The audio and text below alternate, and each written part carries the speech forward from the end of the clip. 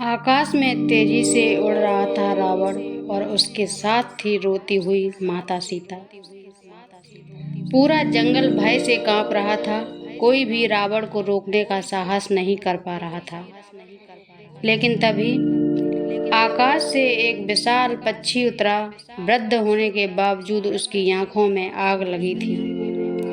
उसने रावण को ललकारते हुए कहा, जब तक जटायु जीवित है तुम माता सीता को नहीं ले जा सकते। और फिर शुरू हुआ एक बूढ़े योद्धा और लंका के राजा के बीच भयंकर युद्ध। आज हम जानेंगे जटायु और रावण की युद्ध की पूरी भावुक कहानी। तो दोस्तों, देरी ना करते हुए कहानी में प्रवेश करते हैं।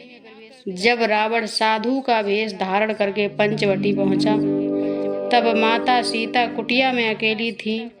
श्री राम स्वर्ण मृग के पीछे गए थे और लक्ष्मण भी उनकी खोज में निकल चुके थे।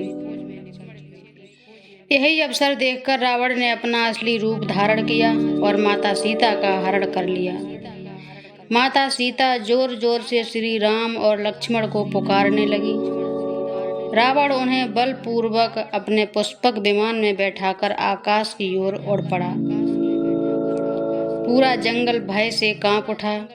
पेड़ झुकने लगे, पक्षी इधर उधर उड़ने लगे, वातावरण में भय और दुख फैल गया। माता सीता लगातार सहायता के लिए पुकार रही थीं। वे अपने आभूषण नीचे गिराती जा रही थीं ताकि श्री राम को रास्ते का पता चल सके। उसी समय आकाश में उड़ते हुए एक विशाल पक्षी ने यह दृश्य देखा। वह थे महान गिद्धराज जटायु। जटायु राजा दशरथ के पुराने मित्र थे। राजा दशरथ के मित्र होने के कारण उन्हें पूरा प्रयास किया रोकने का। वे वृद्ध हो चुके थे, लेकिन उनके भीतर धर्म और न्याय की अग्नि अब भी जल रही थी। जब उन्होंने देखा कि रावण सीता माता को बलपूर्वक ले जा रहा है, तो उनका क्रोध भड़क उठा। वे तुरंत रावण के सामने आकर खड़े हो गए। जटायु ने जोर से कहा, रावण तुम अधर्म कर रहे हो। रावण ने क्रोध से जटायु की ओर देखा। उसने कहा, मेरे रास्ते से हट जाओ बूढ़े पक्षी, नहीं तो मृत्यु तुम्हारा इंतजार कर रही है। लेकिन जटायु बिल्कुल नहीं डरे। उन्होंने कहा, मैं महाराज दशरथ का मित्र हूँ और जब तक जटायु जीवित है तो माता सीता को नहीं ले जा सकते। माता सीता की आंखों में आशा की किरण जाग उठी। उन्होंने पुकारा, हे जटायु मेरी रक्षा कीजिए। बस फिर क्या था, जटायु ने अपनी विशाल पंख फैलाए और बिजली की गति से रावण पर हमला कर दिया। उनकी चोंच और पंजे अत्यंत शक्तिशाली थे। उन्होंने रावण के रथ पर जोरदार प्रहार किया। रावण कुछ क्षणों के लिए घबरा गया। जटायु ने रथ के घोड़ों को घायल कर दिया। उन्होंने रावण के धनुष को भी तोड़ दिया। पूरा आकाश उस भयंकर युद्ध से कांप उठा। रावण क्रोधित हो गया। उसने अपने दिव्य अस्त्र निकाले, लेकिन जटायु लगातार उस पर हमला कर रहे थे।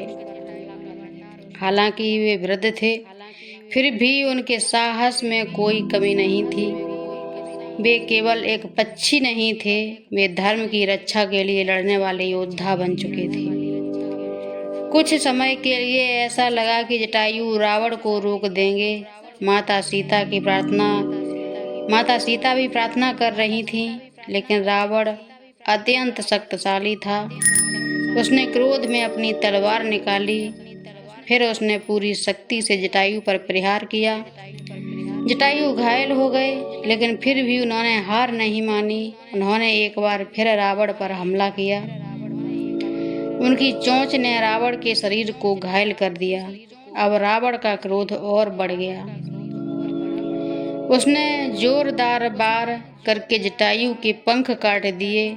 जटायु दर्द से चिल्लाए और आकाश से नीचे गिर गए। माता सीता रोने लगी। उन्होंने जटायु को देखकर कहा, आपने धर्म की रक्षा के लिए अपना जीवन दांव पर लगा दिया। जटायु घायल अवस्था में धरती पर गिर पड़े, लेकिन उनके चेहरे पर दुख नहीं था। उन्हें संतोष था कि उन्होंने धर्म के लिए युद्ध किया। रावण फिर माता सीता को लेकर लंका की ओर चला गया। उधर श्री राम और लक्ष्मण जब पंचवटी लौटे तो कुटिया खाली देखकर घबरा गए। वे माता सीता को खोजते हुए पूरे जंगल में भटकने लगे। श्री राम बार बार पुकार रहे थे, सीते सीते। कुछ दूर जाने पर उन्हें घायल जटायु दिखाई दिए। उनका शरीर घायल था, पंख कट चुके थे, लेकिन वे अभी जीवित थे।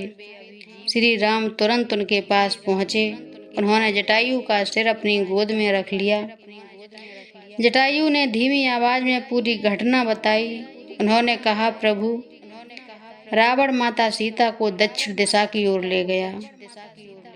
यह सुनते ही श्री राम का हृदय दुख और क्रोध से भर गया, लेकिन साथ ही वे जटायु के बलिदान से भावुक भी हो गए। उन्होंने कहा, जटायु, आपने मेरे पिता के समान धर्म निभाया है।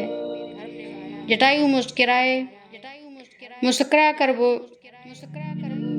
जब मुस्कुरा दिए, उनकी आंखों में संतोष भी था। वे जानते थे कि उन्होंने अपना कर्तव्य पूरा किया। इसके बाद उन्होंने अंतिम सांस ली। श्री राम की आंखों में आंसू बहने लगे। उन्होंने जटायु को अपने पिता के समान सम्मान दिया। फिर उन्होंने स्वयं जटायु का अंतिम संस्कार किया। रामायण में यह घटना अत्यंत भावुक मानी जाती है। जटायु ने दिखा दिया कि सच्चा धर्म केवल शब्दों में नहीं होता। सच्चा धर्म वह है जहाँ कोई दूसरों की रक्षा के लिए अपना जीवन तक बलिदान कर दे। वे वृद्ध थे। वे जानते थे कि शायद वे रावण को नहीं हरा पाएंगे, लेकिन फिर भी उन्होंने अधर्म के सामने झुकना स्वीकार नहीं किया। यही कारण है कि आज भी जटायु को साहस, धर्म और बलिदान का प्रतीक माना जाता है। तो दोस्तों, ये थी जटायु और रावण के भयंकर युद्ध की भावुक कहानी। एक बूढ़ा पक्षी जिसने अकेले लंका के राजा को चुनौती दे दी और धर्म की रक्षा के लिए अपने प्राण तक बलिदान कर दिए। जटायु हमें सिखाते हैं कि सच्चा वीर वही होता है जो अन्याय के खिलाफ खड़ा होने का साहस रखे।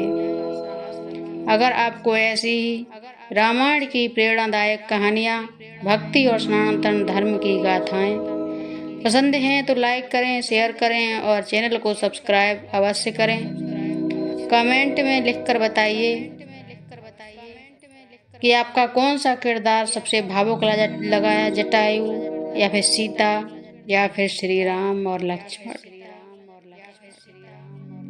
मिलते हैं अगली कहानी में, एक दिव्य कहानी में। तब तक के लिए जय श्री राम, जय सीताराम।